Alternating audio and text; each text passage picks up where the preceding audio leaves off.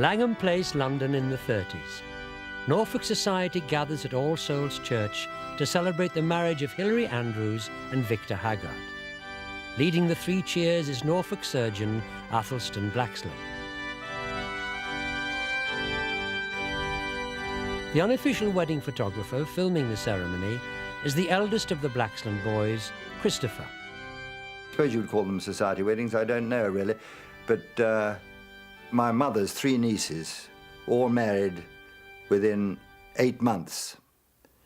And I took a film of each.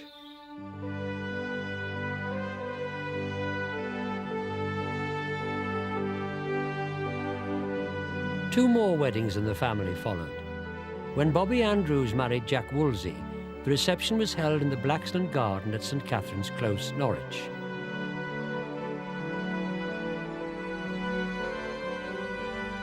In time, these films were screened at Christopher's homemade cinema. When I showed it, I put a title on it called 8 Months in the Andrews Family.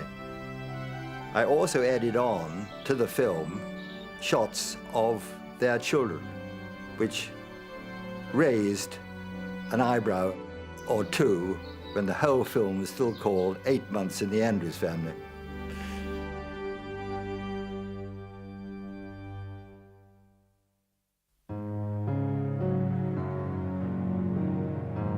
Michael Cornell was 22 when he started a new job and met his future wife. I got a job at the Ipswich Public Library. An assistant came. Her name is Dorothy, pretty girl, and it wasn't long before I was chasing after her. Now, the library staff were a very good bunch. Most weekends we'd sort of cycle down to Felixstowe. We used to do this without any thought, wouldn't want to do it nowadays. But, and also they'd probably organise the odd ramble at the weekend too. And so we had booked one ramble one weekend, and nobody turned up but this girl I was after and myself.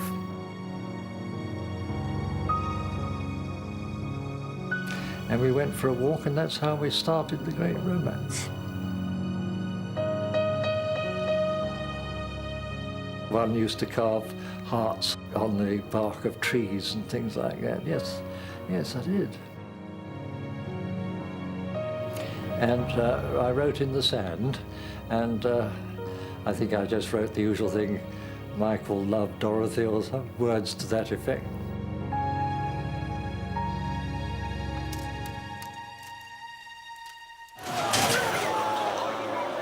"1945.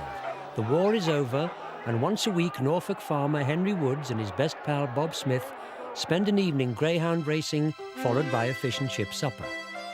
One night they changed chippies and went to Valori's, where the Valori sisters Eva and Romina were frying. Bob, my friend, he said to me, Woodsy, he'd never seen Romina before, and he said to me, Woodsy, he said, you're now seeing the girl you're going to marry. And I laughed. And he said, all right, you see. I did happen to say him which one, the blonde or the dark-haired one. And he said, oh, the dark-haired one.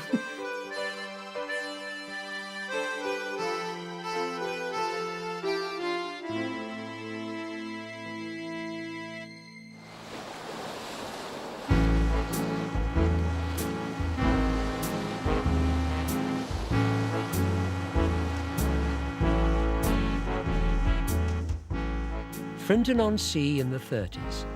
Filmed by Joan Hammond's father with a cine camera he'd been given as a birthday present. Joan grew up on the Essex coast. It was at Clacton that her future husband first set eyes on her. It was late 1939, I think. A mutual friend of ours was going to throw a party for the new recruits. This party was going to be held in a bungalow out in the country, so we were all told to meet up at the bar at the Grand Hotel in Clacton. And I went by bus from Great Holland, where I lived, into Clacton, went into the bar, and there were all these men in uniform. And apparently that was when my husband saw me. I didn't see him at the time.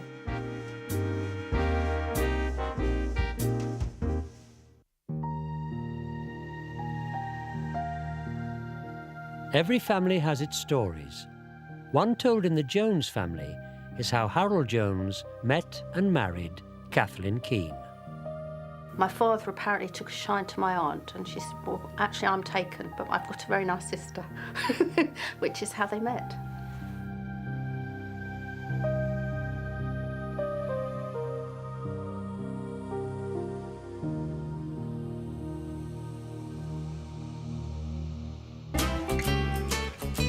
Their daughter Elizabeth met her man in the 60s, a time when the new generation of teenagers was enjoying more freedom than ever before. It was through a youth club that the young Miss Jones met Mike. I had a group from the church, and when we got older we had great fun going away for camps. About 15 or 20 of us would take tents and all sorts of bizarre clothes and go off and spend usually bank holiday weekend somewhere in the south of England, and light fires and dig latrines and have a really good time.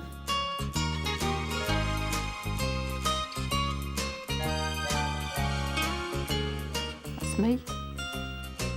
That's Mike. Mike and I. Well, I say I think we'd started going out at this point, which was 1963.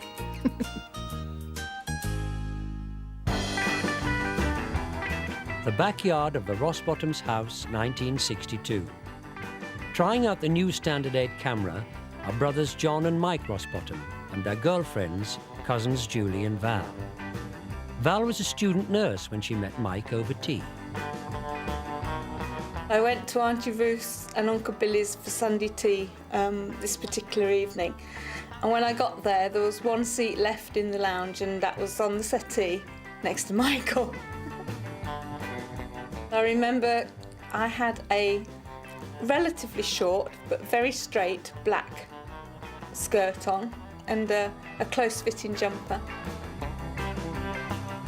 And in those days you didn't have to wear crash helmets, and Mike actually had a small Honda. And I can remember now getting on the back of this motorbike with a bit of a problem because of the straight skirt.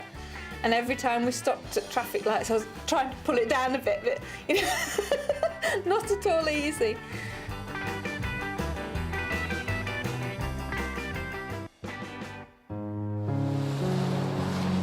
There were formalities to be observed when Dorothy and Michael began their courtship. The convention was that you were going out with your girlfriend, we'd go for walks, we'd go to the cinema together, we'd do things like that. But the interesting thing is that you remained absolutely pure and chaste, you know, quite happy about it. Looking back on it, there was no bad thing. And so that in fact you didn't sort of leap into bed at the moment's notice, which seems to be the thing now. But I don't think that we suffered anything because of that. It was really nice. When looking back on it, one is struck by the innocence of it. It's rather sweet, I think.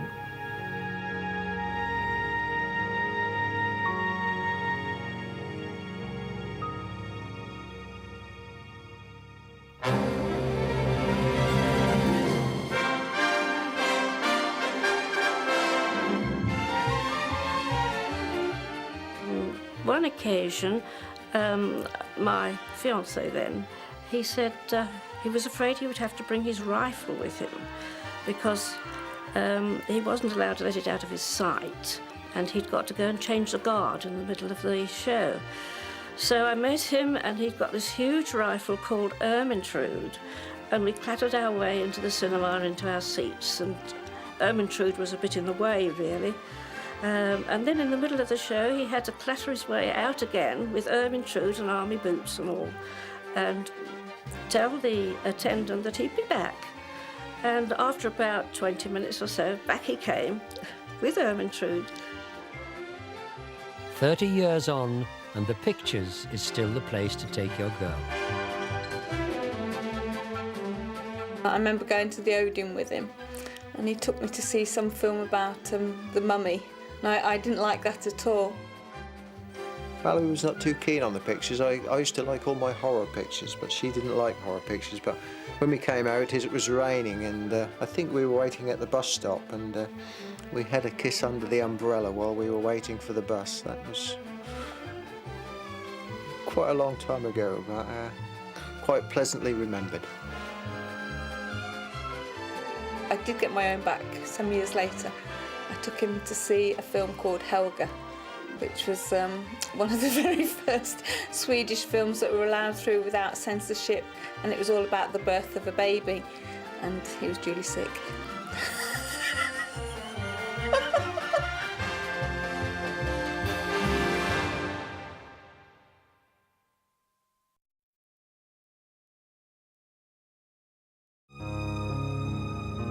Ipswich, 1951. Michael is to marry Dorothy, without a formal proposal. In my case, as she would tell you probably, I never proposed. It suddenly occurred to me one day, I said, oh, by the way, you will marry me, won't you? Out of the blue. And yeah, the answer was yes. And that's as near to a proposal as we got.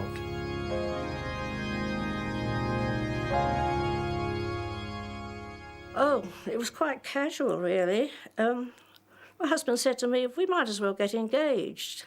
So I reluctantly agreed, and he went along and asked my father if it was all right with him. And he said, oh, yes. So we got engaged, but we had only known each other for 3 months.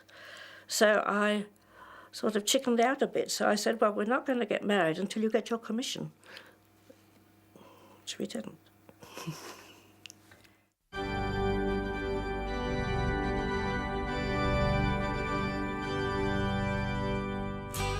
Mike proposed by getting down on his knees and asking me to marry him. I'm afraid I waited a little bit of time because obviously it was quite a quick proposal. We hadn't been going out very long, and I wanted to make sure that it was the right thing to do.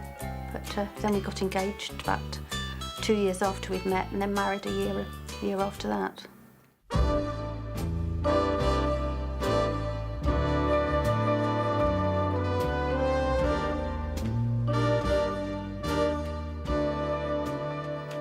Proposed to Valerie back on August the 29th, back in 1966.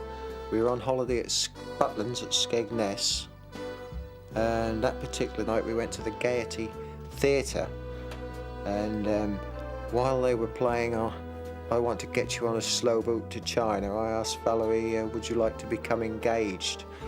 And she, much to my pleasant surprise, said yes she would. We decided on November the 4th, which is her birthday.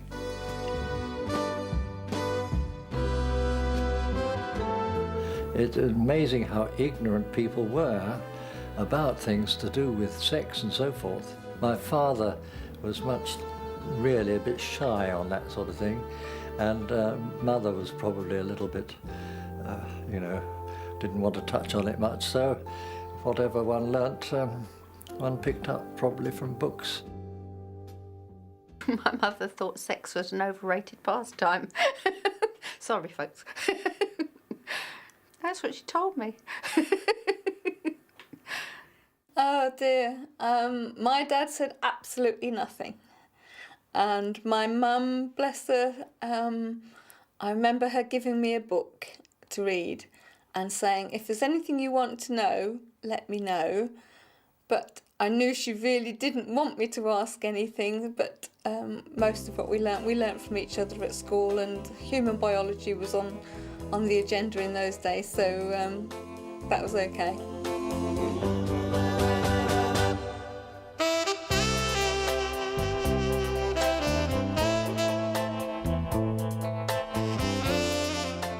They put a lot of trust in us. We went to Lucerne in Switzerland. I think that was the first time I'd ever ventured that far. It was a wonderful fortnight. We had a wonderful time, and we didn't betray our parents' trust. Believe it or not, but it's true.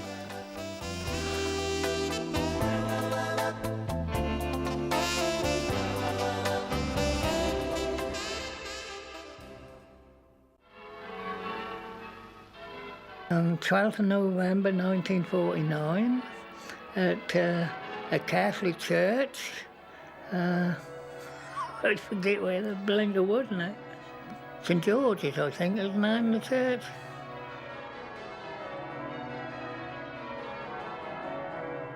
We sorted every possible thing we could out before we got married.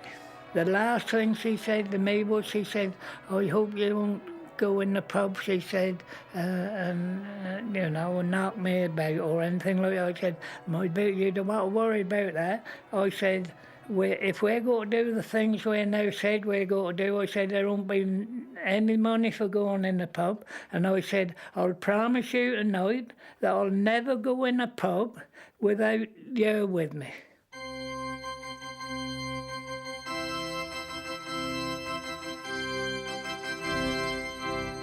When Henry Woods married Romina Valori, he became part of a large and hard-working Italian family with many business interests in Norfolk. The two families got on famously.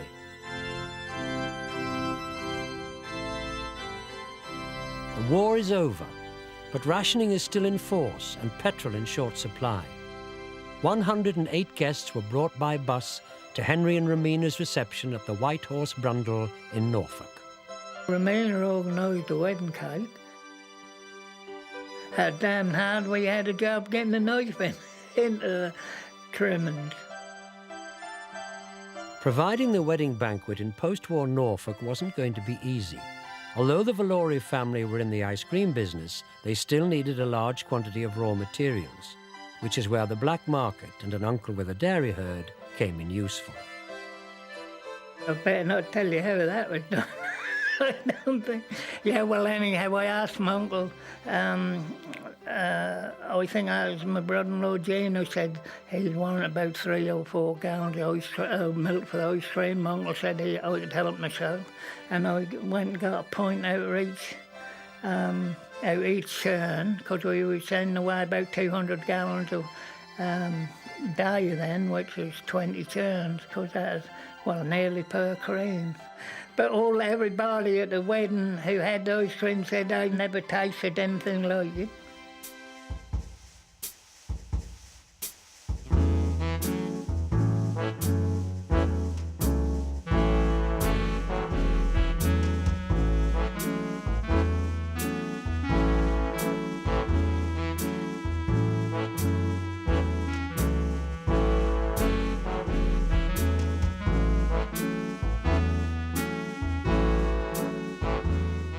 We were married 41 years, and we never had an argument.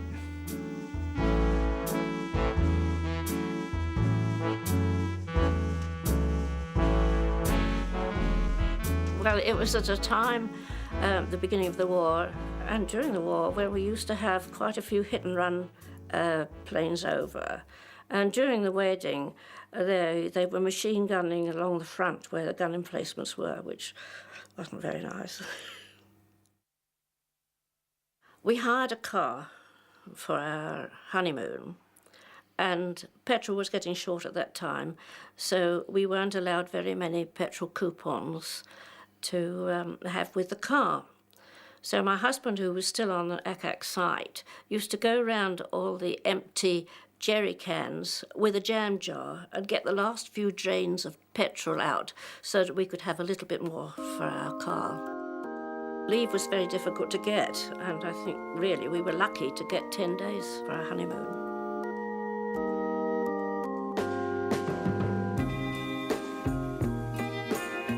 It was a most peculiar feeling that day.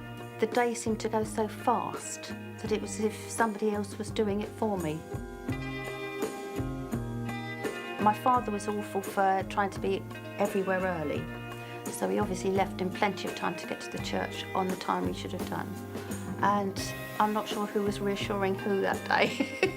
I think he was probably as nervous as me, but he obviously was very proud The way he sort of held me quite tightly and said, yeah, you'll be fine, was very reassuring.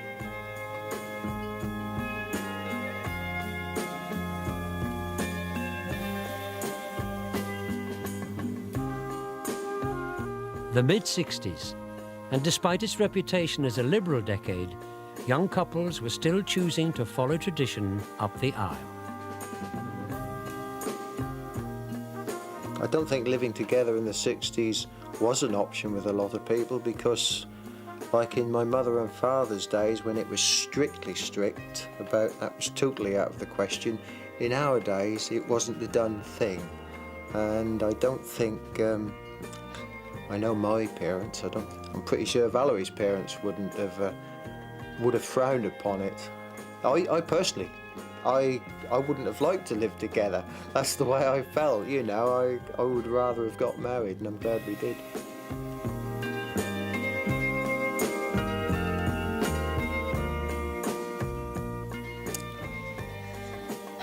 Gosh, that was absolutely fantastic.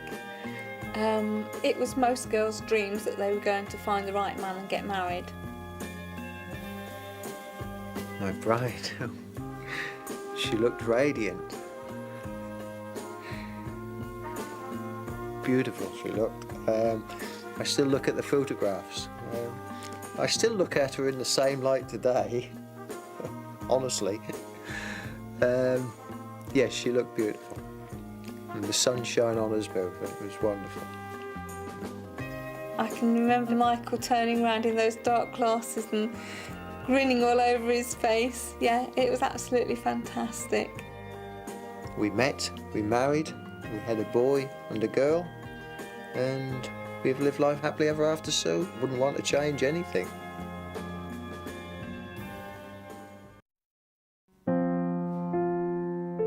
The Murrells house in Barrack Street, Norwich in 1947. Tommy has been married for 6 years, and he and his wife Thelma have a baby son.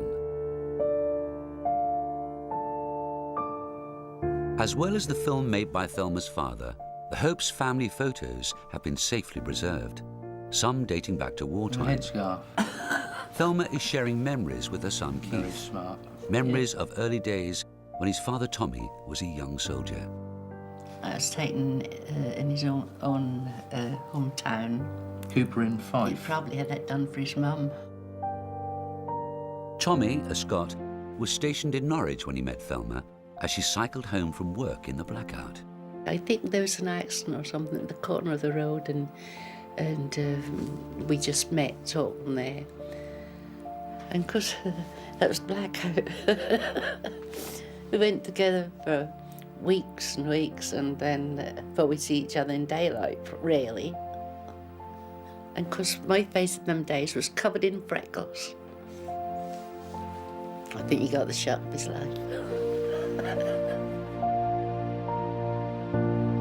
He knew where I lived, you see, and he'd come and he was walking up and down Barrack Road, up and down, up and down. Mum said, there's a soldier walking about outside there, just don't tell me he's after you. So she said, well, I'm going to call him in. And Mum called him in, you see. She told him, she said, you know, she's only 15. And he didn't. I told him I was 18. I suppose I really did think a lot of him. I know we enjoyed each other's company. You couldn't go far those days. I mean, mostly it was for walks. My young sister used to come out with us. She wouldn't leave us alone. I always remember my cousin Thomas over Dorian's head. She don't let me forget that.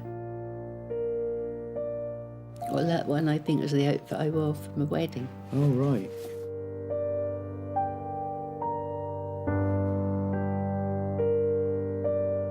It was the 20th of October, 1941, we were married at City Hall.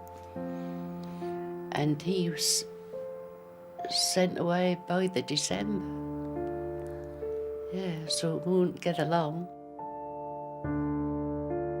After a marriage of barely 2 months, Tommy and the rest of his unit were posted to Burma. It would be more than 3 years before Thelma would see her young husband again. I wrote to him a lot. I got 1 or 2 letters back. You didn't get many. Sent me butterflies home, and the letters was all squashed.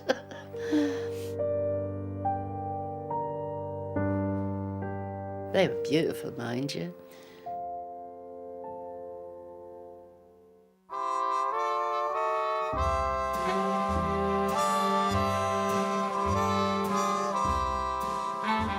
Thelma was working at Lawrence Scott Electro Motorworks in Norwich when she got the news. Tommy was coming home. Oh, that's when he come back from Burma. Right. The welcome home sign I made. Okay. Who made the sign? Oh, you made the sign? Yeah. Thelma's been away about 3 years, 8 months roughly. Yeah. When I knew he was coming home, well, I think I gathered all the coupons I could, clothing coupons, to go out and buy new clothes.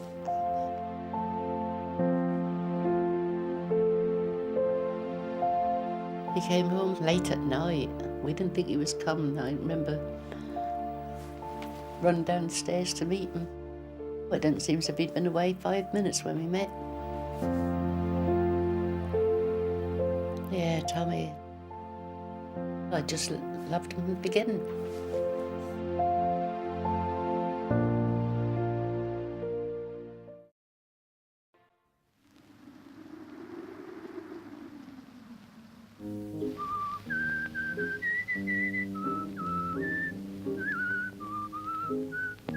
When I was a bachelor, I lived all alone and worked at the weaver's trade. In the late 1940s, a film crew from London arrived in a small rural village in Suffolk to make a film. It was a portrait of a year in the life of a farming community, following the pattern of the seasons from plough to harvest. Near the river is our village, built on the rich earth under the cloudy English sky. The village was Rickenhall, located south of the River Waveney. The film was a mixture of fact and fiction. Most of the farming scenes took place on Mr. Barker's farm and at his home, Falklands Hall. His foreman was in reality Mr. Knights. His son was played by local lad Bill Kemp. Turn the wireless on, will you?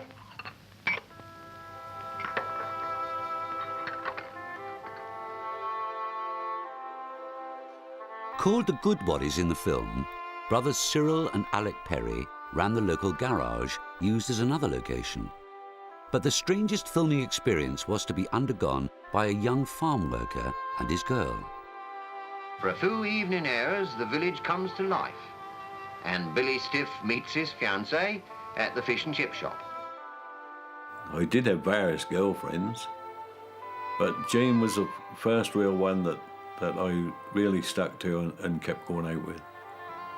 And from then on, I used to, like the silly fool I was, I used to bike 20 miles every night to go and see her. Jim Bailey courted his girlfriend Jean, and his proposal was accepted.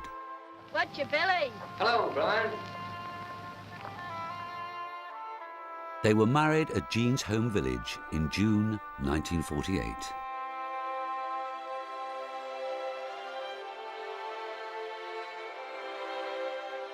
We married quite young.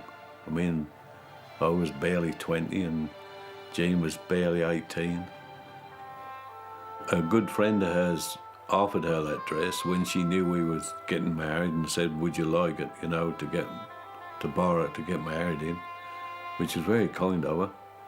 And that fitted Jean like a glove, really. So we were very fortunate in that direction because we were still on rations and you'd want a lot of clothing companies to buy a wedding dress with. And that did turn out lovely, really.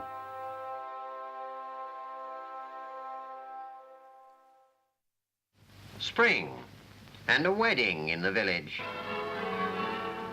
For the film Village in the Wheatfields, Jim and Jean agreed to go through another wedding ceremony. This one took place for the cameras in the Lady Chapel in the lower church at Rickenhall. That's quite a thing to go through, really. The second time. Not many people go to church and get married for the second time. Although it was only a mock wedding. The reason that they chose Jean and myself was because we were the most recently married couple in the district. And our rector, dear old boy, he came along and asked us would we take part, which we thought was fun at the time, really, being young and a bit silly.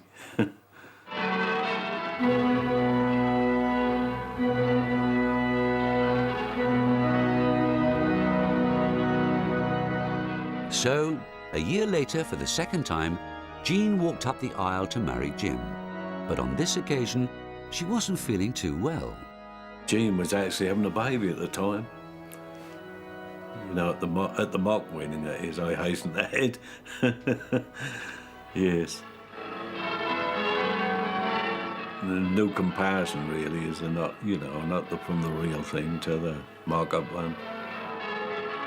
The camera should have been at the first one.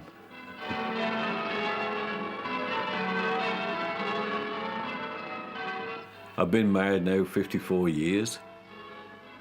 I think from the husband's point of view, he should keep his mouth shut and agree with everything what the wife says. Then you'll get on like a house on fire. I don't really know what Jean would think. She'd probably say she's had a lot to put up with me. Jim and Jean's wedding took its place in the film. The film turned up at cinemas all over Britain. I was pleased I made it, and pleased I took part in it.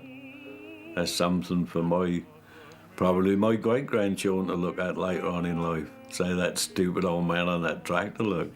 That's my great-granddad.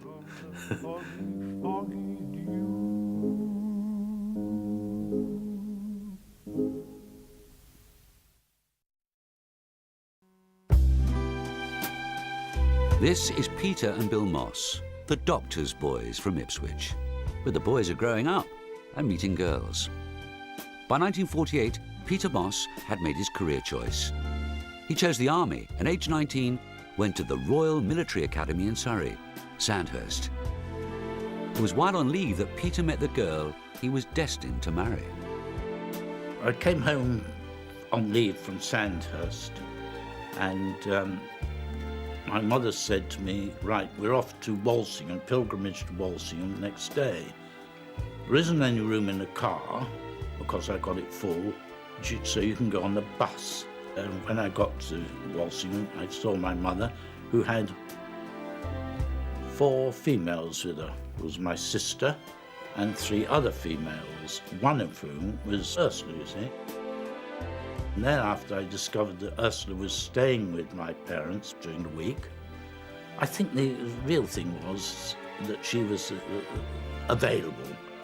And I had no regrets about my choice, but she was available because she was there with my sister and I could see her, which I didn't see the other ones. I first met Eileen. She was at the time at Sheffield University studying psychology, and I was with a colleague. And we both looked at her and thought, aha, very nice. And then he said, no, I couldn't marry a psychologist. She'd be analysing me all the time. But I'm not sure whether I was foolish or far-sighted, but I persevered. One Christmas Eve, I actually proposed to her. I'd had an ultimatum, either we get married or goodbye, you know, so I knew what the answer would be. My proposal was very romantic. It was on the car park of the Royal Harwich Yacht Club, overlooking the Orwell. It's lovely. It was evening. The sun was setting. Everything was glowing golden. And I said, Eileen, will you marry me? And all she said was, oh, Bill. And now, I didn't know whether that meant yes or no. So I said, well, is that a yes or a no? She said, yes. Best move I ever made. After I proposed, I went back to Germany. While I was in Germany, we were warned to go to Korea. So I put the proposal to her. We either got married before I went, We got married when I came back, that's 3 years' time, or she came up and we married out there, so we decided to get married before I went. And I then put myself safely ensconced in Germany. I let my wife do all the preparations for it and pay for the wedding fee, which she keeps reminding me. We got married at St James the Less in Colchester.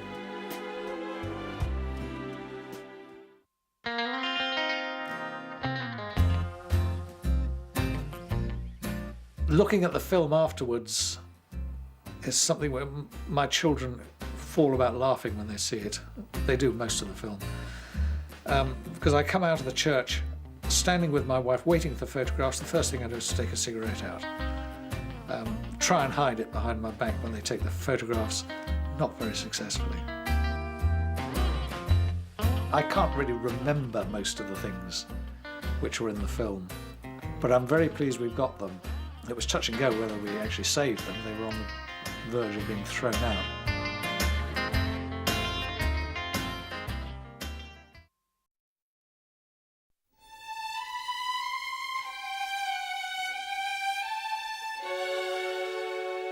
In the spring of 1931, the press, public and distinguished guests gathered to watch as Tommy Cook, eldest son of the 4th Earl of Leicester, married his chosen bride, 19-year-old Elizabeth, at St Margaret's, Westminster. My mother was Lady Elizabeth York. Her father was the Earl of Hardwicke. So I suppose from that point of view, she was very suitable.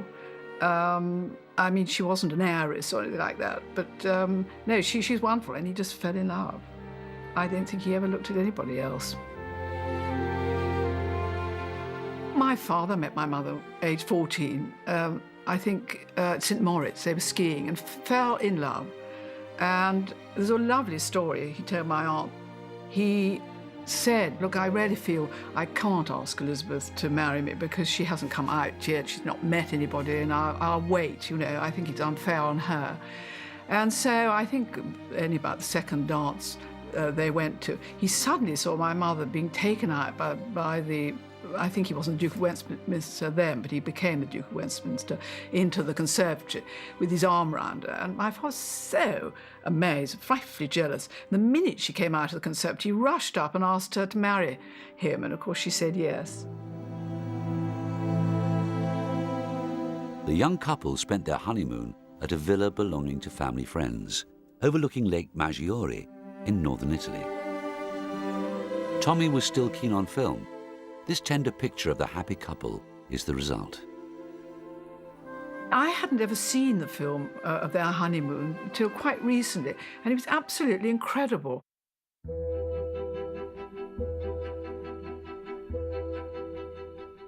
I was, you know, I was nearly in tears, and I just thought, God, you know, they were so in love, they looked so happy, and it was just lovely seeing them larking around, having a great time.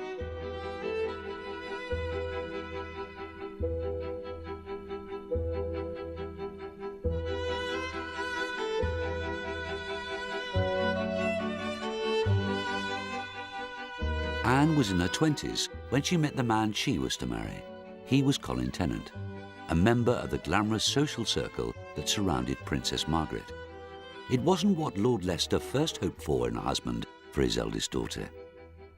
He always had this idea that we would marry one of his friends. In fact, he wanted me to marry his best man, called Lord Stair. He was very charming, but I mean, much, much older than me. I had absolutely no intention of marrying him, but anyway, my father kept on hoping that we would fall in love. I think Colin was very different from my father, and I think my father was a bit alarmed by this, and so he knew that I was going to ask him if I could marry Colin, and I remember chasing him all over Holcombe. He would not say, no, no, darling, I'm busy now, and off he'd rush, you know, and off I'd go after him, you know. But I mean, once I was engaged and everything like that, he was very supportive and gave me a wonderful wedding at Holcombe. I know the date absolutely because A, it was April 21st, which is the Queen's birthday, and it was the day that Prince Rainier married Grace Kelly. And that was a sort of glamorous wedding in Monaco. And mine was very much sort of the country wedding in Norfolk.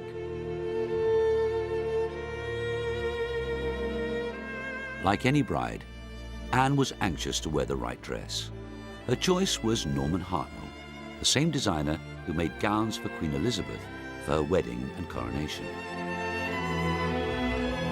My father wasn't a great one for sort of admiring one. I mean, generally it was, oh, your hair's too long or your skirt's too short. So I was simply thrilled that when I came down, I always remember he was waiting for me in the hall. When I got to the bottom, he said, "Oh, Anne, you look really lovely today." And I remember being so pleased because it meant more from him because he wasn't like that. He didn't actually praise one very much or admire one.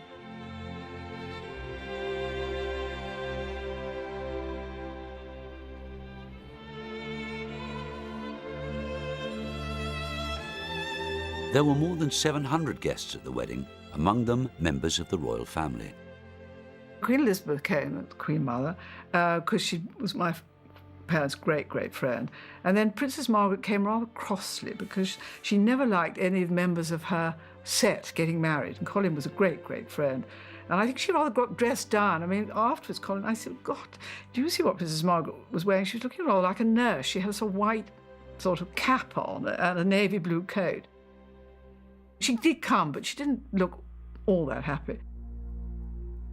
One of the sort of interesting things that happened was that Tony Armstrong-Jones was taking our wedding photographs, and he was very much treated as a photographer. My father sort of called him Tony Snapshot, and he wasn't allowed to have lunch with us before the wedding. And some people say, I don't know if it's true, that was the first time they sort of met. The meeting was an important one, for in 1960, Princess Margaret would marry Anne's wedding photographer, Anthony Armstrong-Jones. After the ceremony, Anne and her new husband set off for a 6-month working honeymoon. When I was about to leave Holcombe on my honeymoon, suddenly it hit me that I wasn't going to see my mother and sisters and everybody for 6 months, and I was a bit weepy. I remember my mother quickly saying, "Anne, for Christ's sake, do stop crying. Pull yourself together. You cannot, you know." So, she got me sort of going again. But the trip was cut short. After 3 months, she returned home. Anne was expecting her first child, a son she called Charles.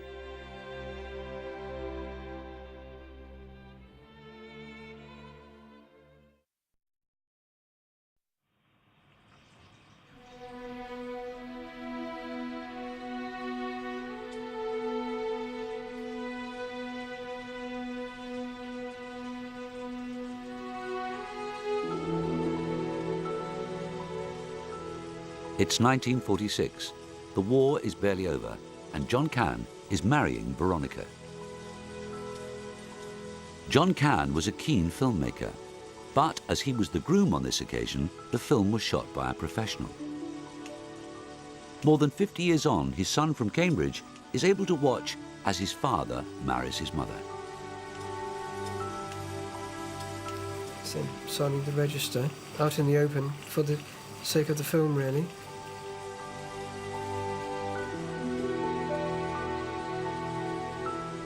Despite the shortages due to rationing, the ceremony had all the trimmings. The lovely reception took place at the home of her favourite aunt. Mum had quite a big bouquet. But this beautiful traditional wedding is unusual in its way. For John and Veronica were already married. They had married in India under extraordinary circumstances. John was a bachelor in his 20s when he was sent out to India to run an asbestos workings. By the time this film was shot, he'd met and married a British girl called Joan and had a young daughter who appears here. This is Susan. It was when his wife Joan was having their second child that things went tragically wrong. Joan had a premonition that something might happen to her, and she'd been warned not to have another baby quite so soon after Susan. But anyway, she had Wendy, and she had made Dad promise to, if he could, marry my mother, if anything happened to her. And separately, she'd made my mother promise to marry Dad, if anything had happened to her. So I don't think either of them knew that Joan had spoken to each of them separately like that. And my mother said, "Oh, no, nonsense. You'll be all right. You know, don't be so morbid. You know, why should anything happen to you?" "Oh," she said, "promise me that if anything happens, you'll get in touch with John and try and look after the girls at least." "Oh, right," she said. My mother said, "All right, I'll do that." Joan's fears were proved right. She died soon after Wendy was born. John and Veronica kept the promise they had made. Veronica would marry John and take care of Joan's children.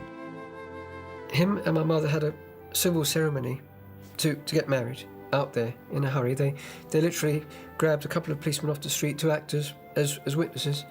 And then in 46 they came back and had, as we've seen, the proper wedding for the family, really.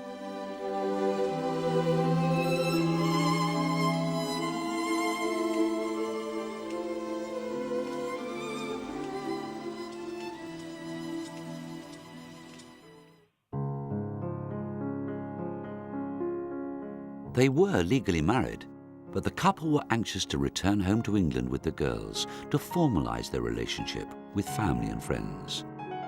It was in 1946 that John, Veronica, Susan and Wendy made the long journey back to England. For the sake of their parents, they wanted to have a proper wedding here. And that's the beginning of their life together.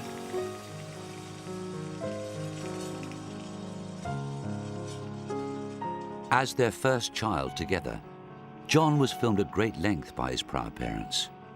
These reels are an affectionate portrait of their married life and of the delight both parents took in the birth of their first son.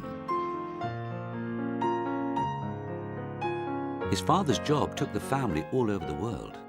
John and his sisters were well-travelled children. In their later years, the family returned to live in England once more. Throughout his life, John and his sisters have got on well and are still in touch.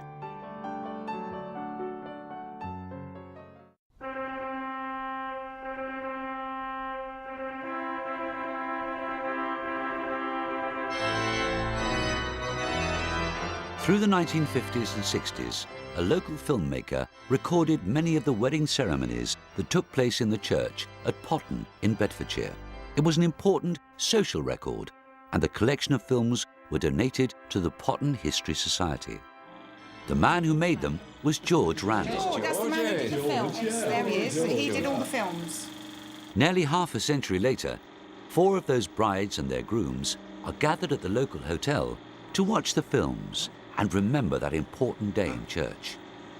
One of the first couples to be filmed was Brian and Joyce Johnson.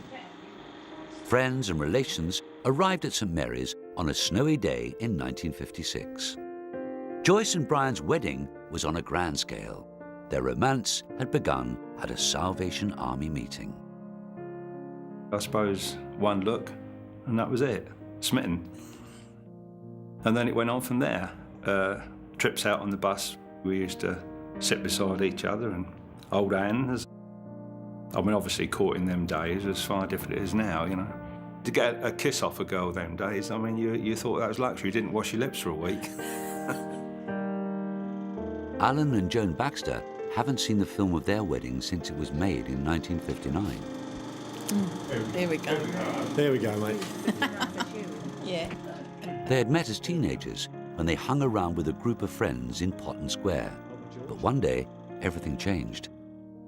It was outside a pub down Shortmead Street. Called the Peacock. And he just got hold of me and kissed me, and that was it.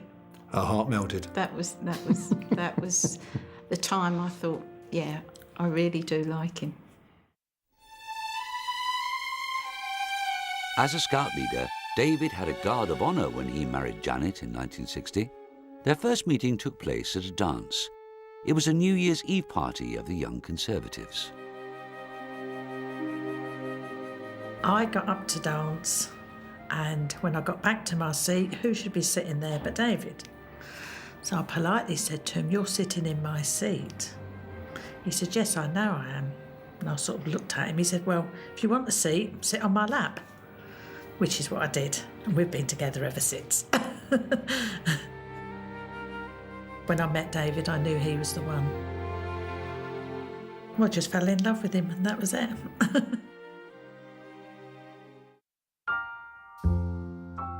Judy had always thought the man she married would be tall, dark and handsome. When she met Melvin, he fitted the bill. I was absolutely mad on Elvis Presley before I met him, and Elvis was my idol. And then once I found Titch, I didn't want Elvis particularly after that, so he was my Elvis, really. For Brian and Joyce, love didn't run smoothly.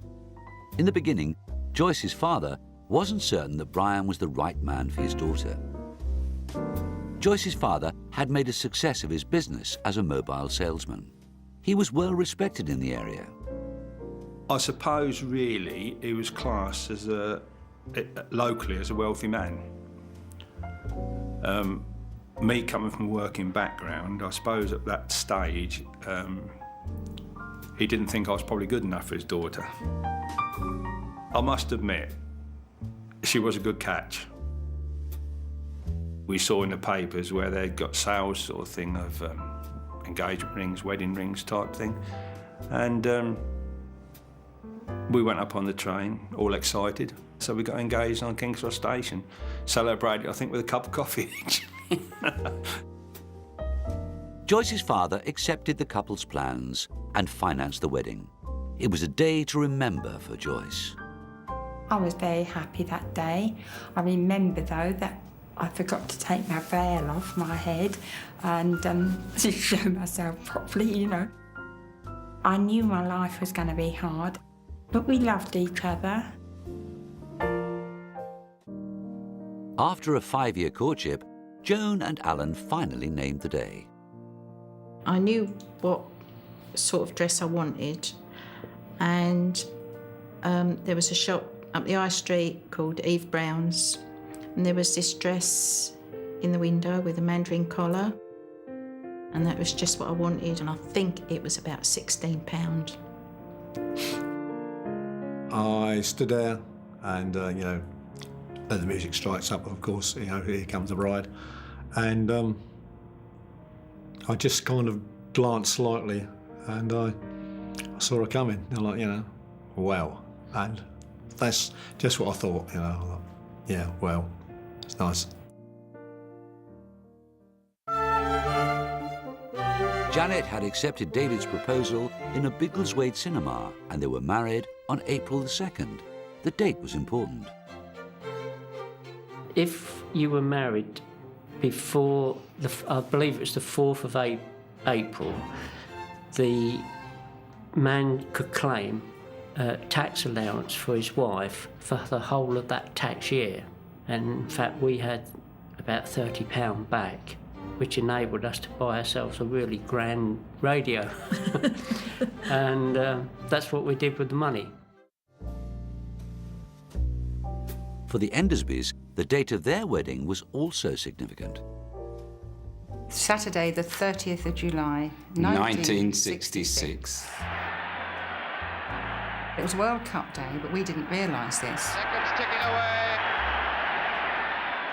They kept saying, what a silly day to get married. And I kept thinking, well, you know, why is my wedding and what's silly about it? And I worried for quite a few weeks that our wedding would be a disaster. He has! And that's it!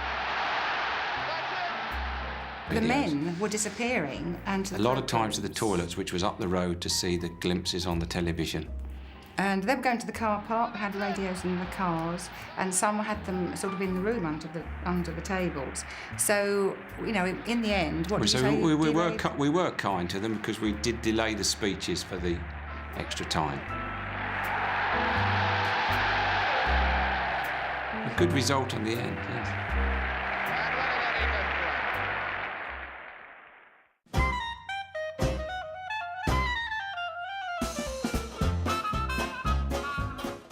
In the 1930s, life in the seaside town of Jaywick in Essex was filmed by cine enthusiast Frank Allen. The Allams ran the newsagents and gift shop in the main street. Frank's brother worked for an electrical firm. And when calling at a home in Clacton, there was Minnie. I went to the door and, believe me or not, there stood the most wonderful man, you know, I've ever seen in my life. I couldn't speak, I think I was tongue-tied. And when I closed the door, I turned round to Mummy and said, Mum, I'm going to marry him. Gracious me, she puffed herself up and she said, don't be such a ridiculous child. You don't even know him. I said, I don't. I may not know him, but I'm going to know him because I'm going to marry him. And I did. Dennis and Minnie were courting for 3 years. They walked and had fun riding at the local stables. We didn't rush at things or anything like that. We were just jolly good friends and kept on. But it gradually grew, and we knew then it was the right thing. Minnie was sure her future was with Dennis. Then she heard there'd been an accident involving an electrician's van. I knew Dan was out in this van, so I ran up to High Street, and there was Dan. I never known a man to be so calm. All what he'd been through, upside down, the van likely to burst into flames because of the petrol. I stood in quite a while with him, and then eventually, after all was cleared away, I went back to the shop with him.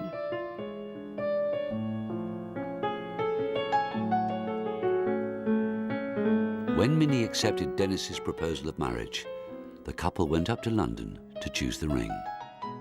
We walked up Oxford Street, and he then said, I can't stop it. I can't wait any longer. So I said, what's that? He said, I must kiss you. So we kissed in the middle of Oxford Street. Oh, and we forgot what was round us in the world. It was gorgeous. Dennis was now in the army, but was allowed home on leave to marry Minnie on a cold February morning in 1941. I couldn't get into church quick enough to see my den. And when we went into church, there was only about 8 of us there. I was glad my brother was there. I could not have had a better wedding. No, everything was absolutely wonderful. Then he said we shouldn't have a family, not in the wartime. I said, oh, Dan. I said, let's. And we had a lovely daughter. Well, now, that daughter was really God's gift because I was just 6 months pregnant when I lost my brother. Minnie's brother was serving with the Navy at Dunkirk when his ship was torpedoed. The family were informed that Gordon had been killed. I said, oh, Mum, I'll come home. That is when I went home and told her how I was. It saved Mum and Dad because they were so distraught with losing their son. I think I gave them something that carried them through the rest of their life. She was only a little mite, only 6.5 pounds, but she was adorable. We were together, married 62 years. And the only time we were separated was the war. Otherwise, we saw each other every day, never missed. I was very, very lucky. Not everybody can say that.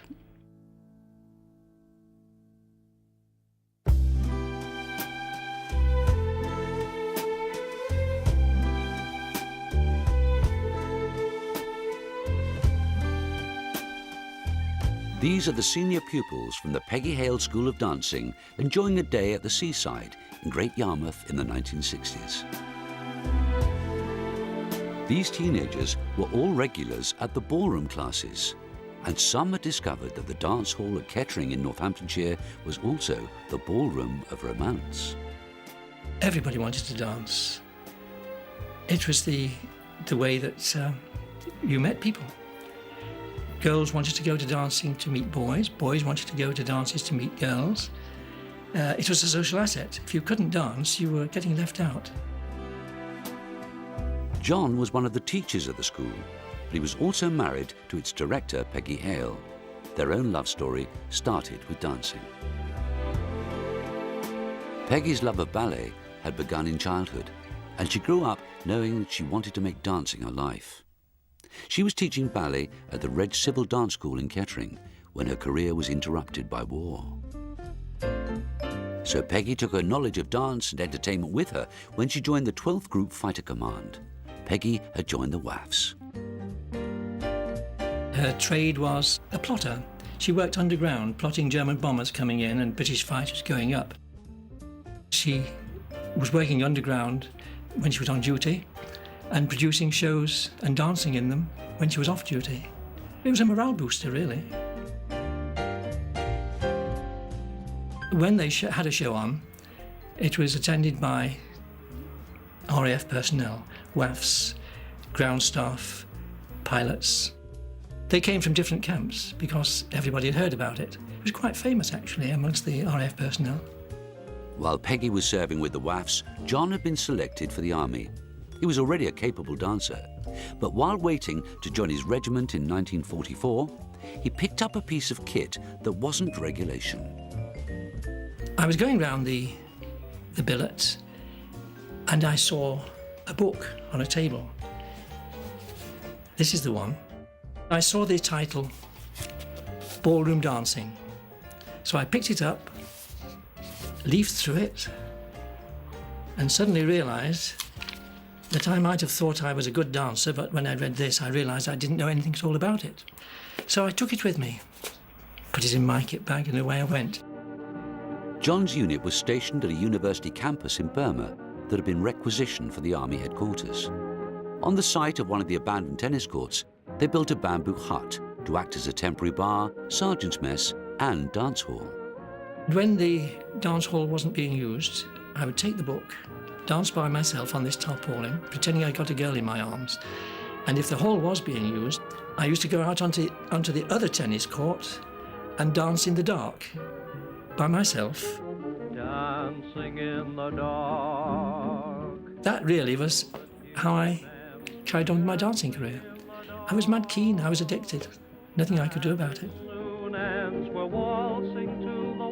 A year after she was demobbed, Peggy was producing and performing in a show back at the job she had left behind.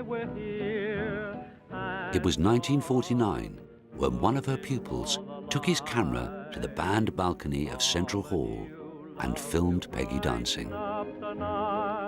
She was like a dream, like a thistledown coming onto the stage, and you just couldn't take your eyes off her. She was very beautiful, no question about that. She was a delight to watch. After 4 years away, John was finally demobbed. He left Burma to return home. When I came home, the first thing I wanted was a plate of fish and chips, because I hadn't seen fish and chips for 4 years. And then I wanted to go dancing. So I booked myself 6 lessons.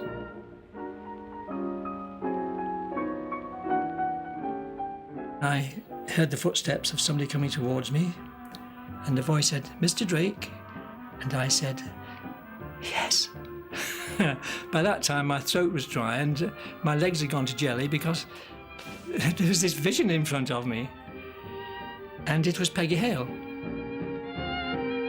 She had a lot of admirers, did Peggy. I was just one of many. And there wasn't much I could do about it. She was my dancing teacher and she was a director, so I kept my distance. Reluctantly. But dancing together brought them closer together, and John became more than a dancing partner. We hit it off. The sort of barrier of teacher and pupil disappeared, and we were partners. I asked Peggy to marry me, and she said yes. And you want to know how I felt the next day? As though I'd won the lottery. And we were married in 1951, 1 year later.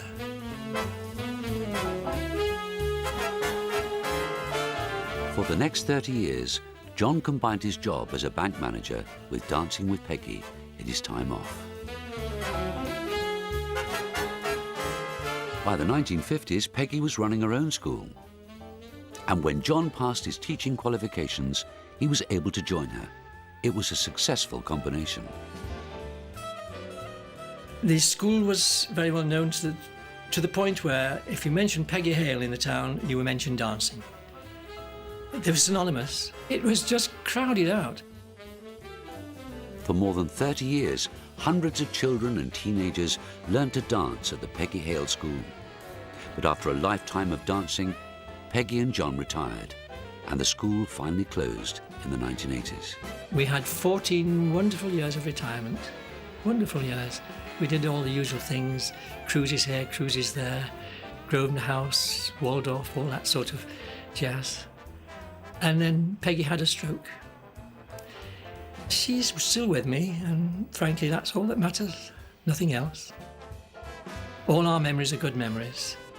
If you want to know what my greatest achievement was in ballroom dancing, I can tell you now, my greatest achievement in ballroom dancing was marrying Peggy Hale. I'd do it all over again.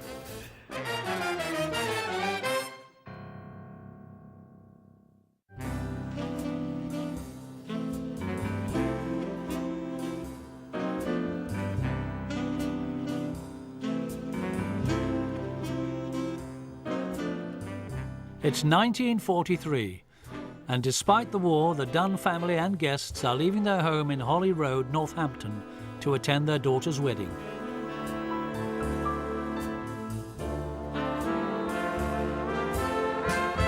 Today, Jane Dunn is to marry her sweetheart.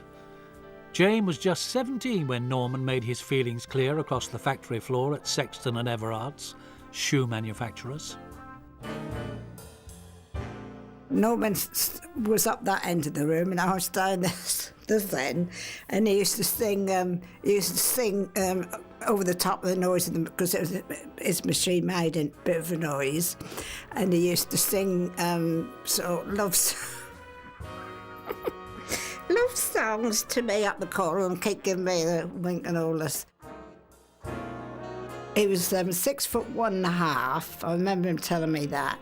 And there's me 5 foot. And when we used to go to the firm's dances, I felt a bit self-conscious, you see, because there's me down there and I'm in him up. But he didn't seem to mind or take any notice. Well, did I fall in love with him? Well, I liked him. We got on well together. And he obviously liked me. When war broke out, Norman joined the RAF and was to be posted away from home. The couple had to decide just how serious they were about each other. Well, we decided we would like to be engaged, and there wasn't any objection. I was young and so was Norman, but I suppose that was because of the war. You know, we couldn't bear to be apart, so we wrote to each other every day. With marriage on her mind, Jane's war work at the Bassett Loke factory in Northampton gave her a chance to put a bit by for the future. We worked on a bonus system, and I used to keep the bonus as far as I could remember and put it in the bank to buy things for later on when I got married. We decided summertime would be nice to get married. We got married July the 17th, 1943.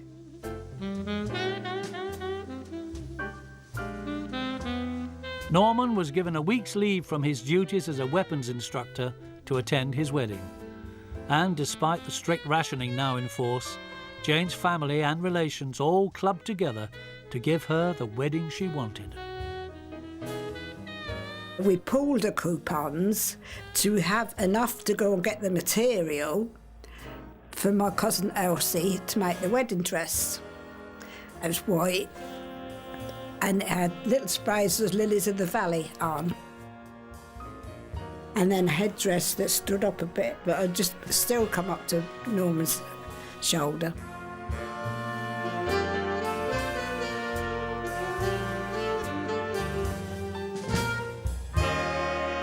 I think Elsie must have made the wedding cake as well, because she was a lovely cook. And it was 2 tiers and a smaller one on top, which I kept. When I had Angela, it was a christening cake.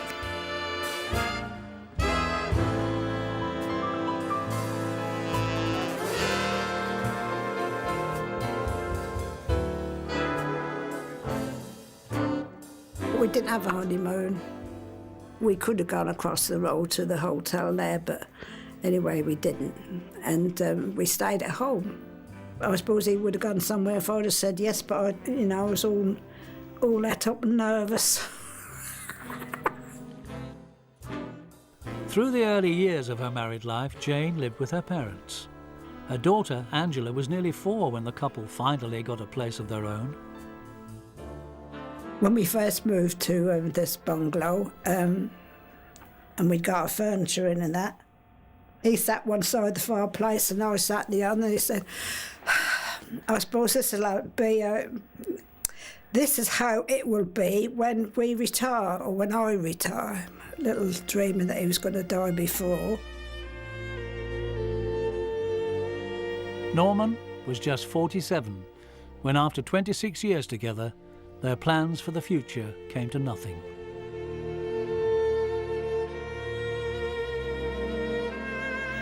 The Saturday, it was a Saturday evening, I think, and we were sitting together on the settee in the bungalow watching a film, an old film, and he says, "Oh, I've got a pain over my eye." And I said, "Well, go and get some tablets then." He got out in the hall and never got to the bedroom. He just collapsed on the floor. And anyway, he never spoke to me again.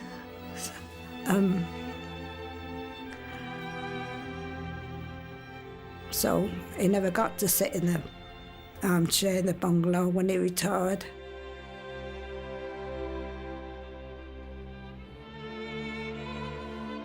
The time we had together was very happy.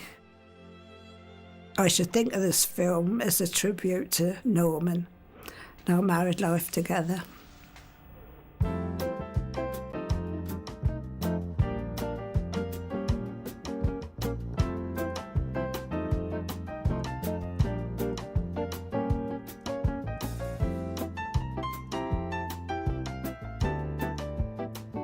It's 1961, and at the Williams household in Rickmansworth in Hertfordshire, 19-year-old Jean has a crush on the milkman. But this was only fiction. Jean was acting the part of a love-struck teenager in one of her father's amateur film dramas. It was another 7 years before fiction became fact. Jean was under the table at a crowded party when she met a man she really did like. I do remember that Rod and I sat talking under a table for some time. I was very impressed that he was interested in me to talk to me rather than having a quick grope, which was what you would often think to do under a table at parties like that. That man was 24-year-old Rod James, and it was Rod who walked Jean home from the party, and at the end of the evening asked her out. I certainly knew from early on that this was something different from a lot of the previous ones, which had been, sort of things really to keep you occupied. So yes, it was very sudden and quite intense. Certain he'd found the right girl, Rod took Jean for a walk in Epping Forest. I knew I was going to ask, and it was finding the moment, because you've got to sort of work out what you're going to say, because it's got to be quite, you don't want to stumble over it, and you have to say the wrong thing. And so it took quite a while. We were walking through the forest before I finally sort of got to the moment and then said, "Will you marry me?" And she didn't say yes. And I thought, oh no, I'll let you know. And I thought, well, this is going to be awful. I was quite gobsmacked because I hadn't expected that early. But it took me a week or so, I think, to think about it, but I said yes, which was a good thing. It was really nice to think I'd got someone who I really liked, I loved, yes, and sort of stability, if you like, because I'd got to 25 by then, and I felt I wanted to, that sounds awful, I felt I wanted to stop playing the field and settle down.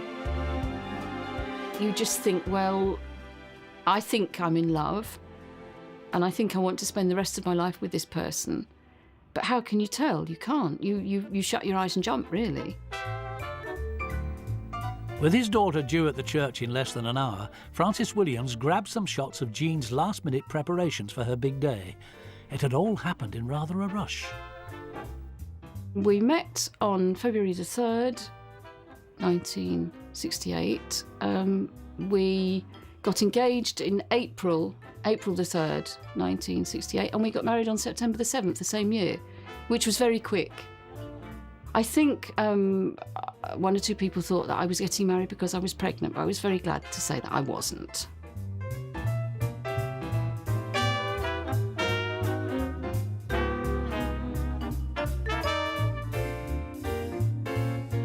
We didn't particularly want a big do, but my mother got married during the war, 1940. She didn't have a big wedding because there wasn't the money and there wasn't the opportunity.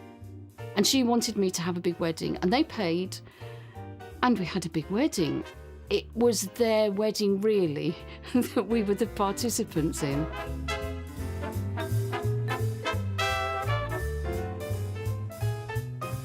I look very young, amazingly so.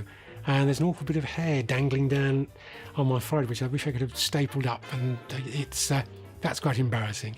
And I remember I kissed Jean, in front of the camera. Francis was sort of saying, do something, and we had to sort of react and perform. We've watched this film several times, and it is quite amazing that there it all is. And I don't think many people had a chance to actually relive their wedding. I thought that getting married would change everything. I remember stopping the car and we looked at each other and it's exactly the same. What was different? Nothing really.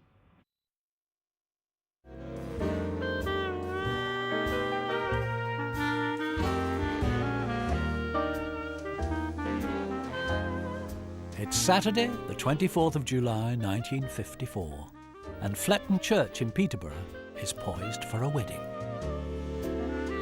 The bride is 23-year-old Angela Scully, and the groom is Dick Catchpole. It was when he joined a party of other medical students going to a concert that he first set eyes on his future wife. We got tickets for the Albert Hall, where I had arranged to meet another young lady, but because it was very foggy, we didn't actually meet up. So we were one short in the party, and I just happened to sit next door to this lovely lady, and that was it. I found her quite an acceptable companion. I didn't want to go out with anybody else. She crept up on me, and she became a friend, and it was someone that I couldn't do without. And in order not to do without it, you had to do something about it. And that led to an engagement and then to a wedding. I couldn't wait. As she walked up the aisle, it was, I think, a moment for which I had been waiting. And she was hidden, of course, under the veil. So I had a very sort of fuzzy impression, but I knew she was there. And I did happen to know what she looked like. I think I was a very lucky chap, really. I don't think I deserved her, but no, she was a very lovely person.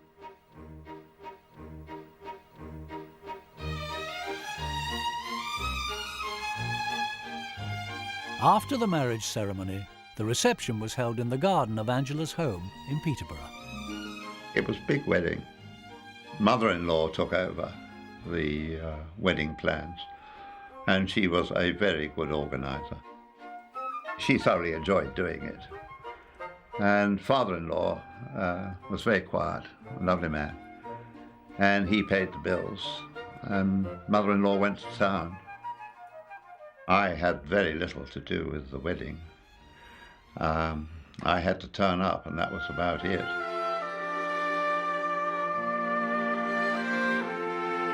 Two years later, the family would congregate again to celebrate another special occasion.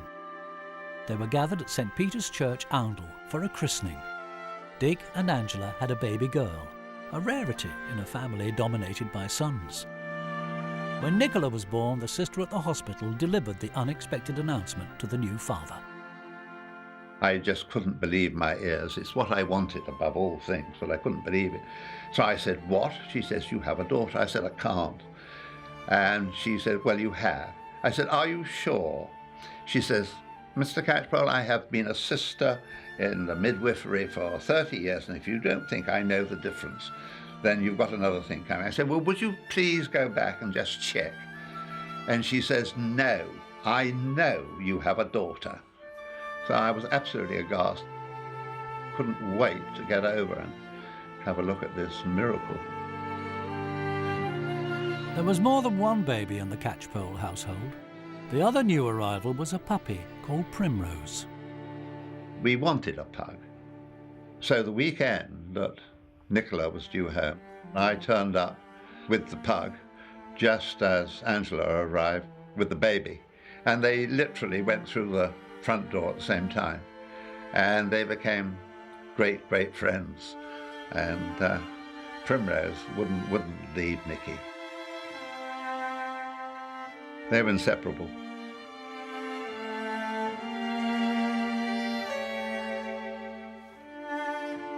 Angela and Dick moved to Norfolk and were happily married until 2003. We just missed our golden wedding by 3 months, which was a great shame because I'd got all the plans for the golden wedding already made, and it wasn't to be, I'm afraid. So it was 49 years. It seemed a very short time.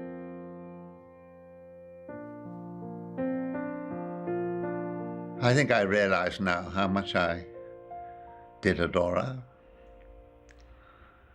Yes.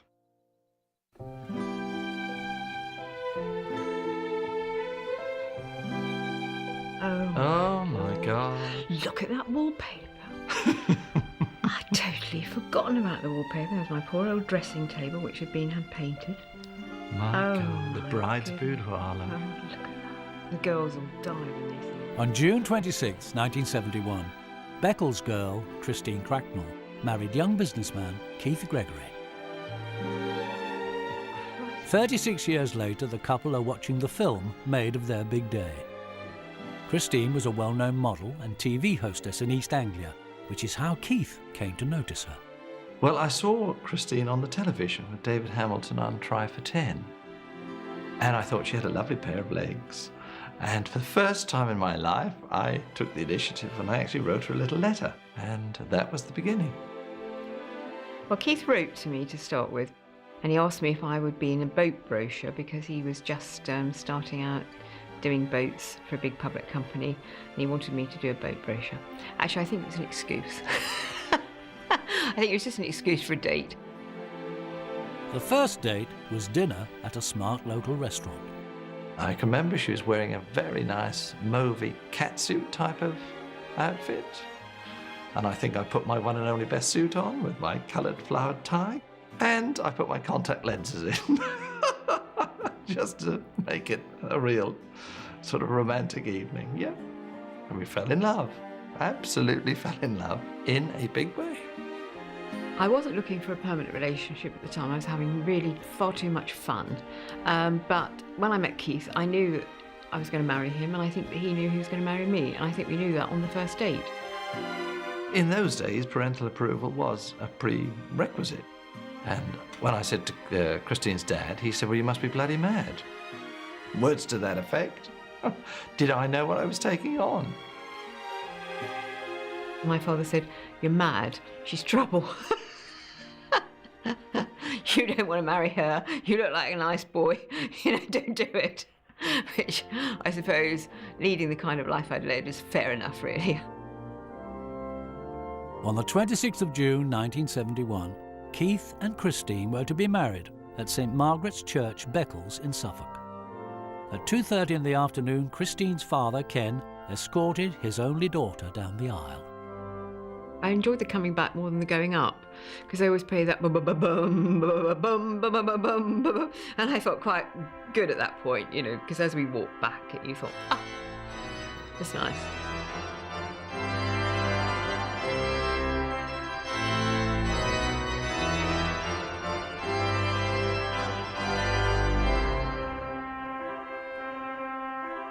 After the marriage service, family, friends and relations were invited to a reception held at the public hall in Beccles for traditional welcome speeches and champagne. The food served on this occasion had special meaning for Christine. My father did all the catering. At the time he worked for Anglia Television as the catering manager there. I remember there was salmon and there was ham and it was the most glorious buffet. And he also made the cake. And it was a 4-tier cake, kept the top tier for Lisa's christening. Yeah, he did it all. He did the lot. It's difficult to enjoy it fully because you're conscious of what's going on. You're conscious of a big turning point in your life. But we had a great time together.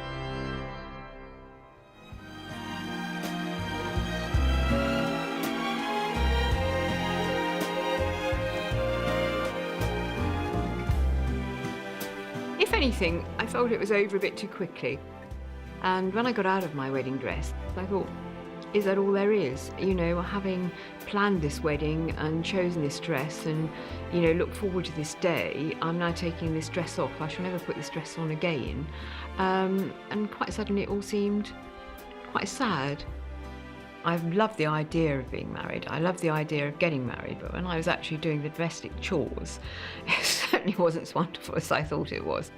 But there you go, you get over it. You get over yourself and you get on with it. And we survived. Does it feel that that's you? Yes, that's me. I want to go back to this. So do I. I want to look like that. Yeah. God blimey. Here we are, 35 years on.